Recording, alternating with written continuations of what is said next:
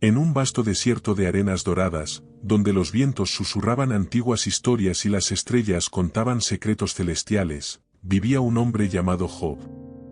Era un hombre íntegro, justo, y temeroso de Dios.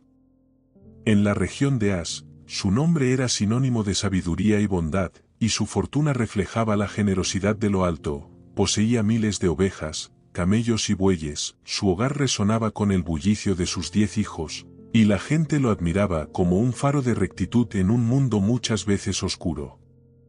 Pero lo que Job desconocía era que su vida estaba a punto de convertirse en el campo de batalla de un enfrentamiento cósmico, uno que revelaría una de las verdades más profundas de la existencia humana, el propósito del sufrimiento y la soberanía de Dios.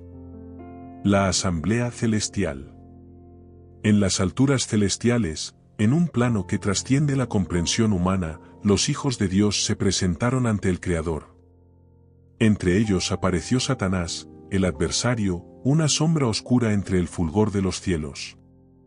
Dios, en su majestad, le preguntó: ¿De dónde vienes? Satanás, con una sonrisa astuta, respondió: de recorrer la tierra y de andar por ella.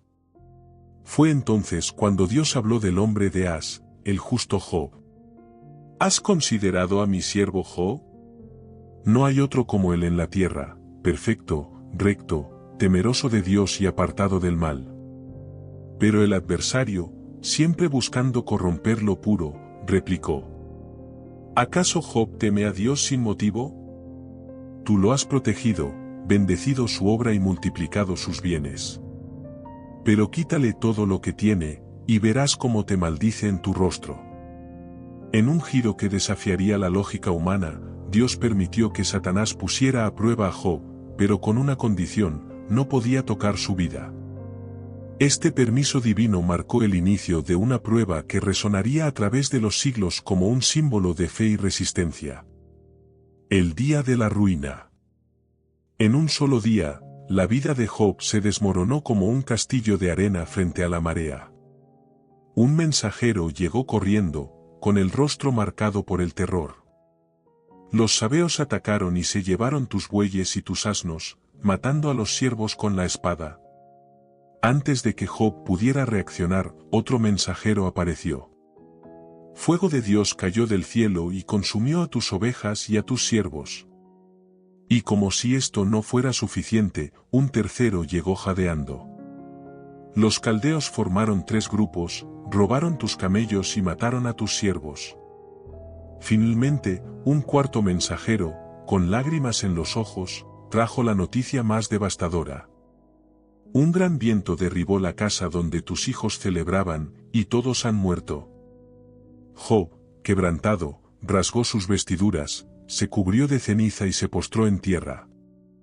Pero en lugar de maldecir a Dios, sus labios pronunciaron palabras que estremecieron al universo. Desnudo salí del vientre de mi madre, y desnudo volveré. El Señor dio, y el Señor quitó, bendito sea el nombre del Señor. La segunda prueba. La fe de Job había resistido el primer asalto, pero Satanás no estaba satisfecho. Volvió ante Dios y argumentó que el hombre cedería si su propio cuerpo sufría. Una vez más, Dios permitió la prueba, pero esta vez prohibió que Satanás le quitara la vida. Poco después, Job fue afligido con llagas dolorosas desde la planta de los pies hasta la coronilla. Se sentaba en cenizas, rascándose con un trozo de cerámica. Su esposa, viendo su agonía, lo incitó a renunciar. ¿Aún mantienes tu integridad? Maldice a Dios y muérete. Pero Job, con voz temblorosa pero firme, respondió: ¿aceptaremos de Dios el bien y no el mal? La llegada de los amigos. Los amigos de Job, Elifaz, Bildad y Zofar, llegaron para consolarlo. Durante 7 días y 7 noches, se sentaron con él en silencio, conmovidos por su sufrimiento. Pero cuando finalmente hablaron, sus palabras no trajeron alivio, sino acusaciones. Argumentaron que el sufrimiento de Job debía ser el castigo por algún pecado oculto. Uno tras otro, intentaron desentrañar la justicia de Dios, pero su lógica humana no alcanzaba a comprender los designios divinos. Job, aunque dolido y confundido, se mantuvo firme en su inocencia. Clamó a Dios, no para maldecirlo, sino para buscar respuestas.